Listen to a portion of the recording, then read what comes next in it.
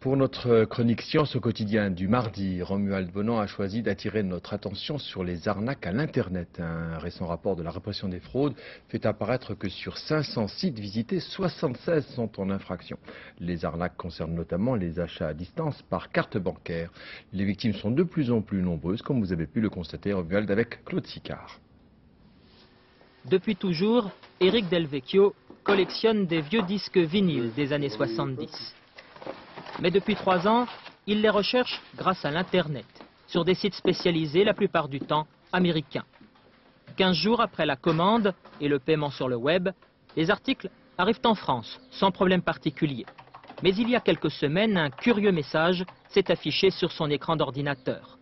Quelques lignes de la direction de la concurrence et de la répression des fraudes lui apprennent que son numéro de carte bancaire fait partie d'un fichier de cartes piratées.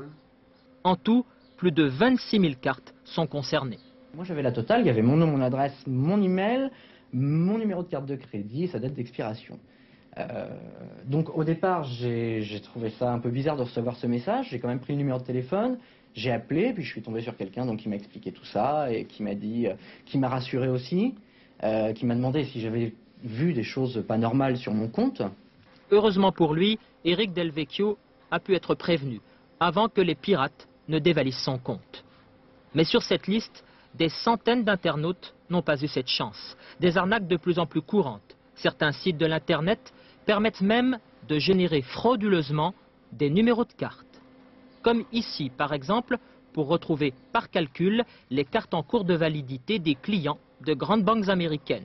En France, les victimes de tels réseaux ne sont pas sans recours. La loi oblige les établissements bancaires à recréditer toute somme débitée par l'Internet, faute de preuves d'achat. Les preuves d'achat concernant la carte bleue sont de 2 types. Soit votre code secret, qui ne vous est jamais demandé sur l'Internet, et quand il vous est demandé, il ne faut absolument jamais le donner.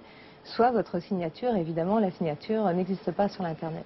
Devant leur écran, une cinquantaine d'inspecteurs de la répression des fraudes surveillent discrètement l'Internet, à l'affût de sites interdits, comme ici, où sont vendus des faux papiers, visas, passeports diplomatiques ou des placements dans des paradis fiscaux.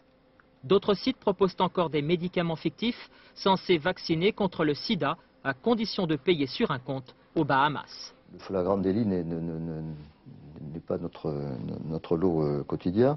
Simplement, lorsque nous constatons une infraction, ou en tout cas un indice d'infraction, nous relevons par procès verbal avec copie d'écran ou copie papier, voire copie disquette. On trouve aussi bien de la contrefaçon que des produits interdits, ou toutes sortes de transactions qui peuvent mettre en danger la santé, par exemple, des individus. Sur 500 cybervisites, 76 sites ont été épinglés. Et pour resserrer les mailles du filet, ce réseau de surveillance de la répression des fraudes a été jumelé avec ceux de la police et de la justice.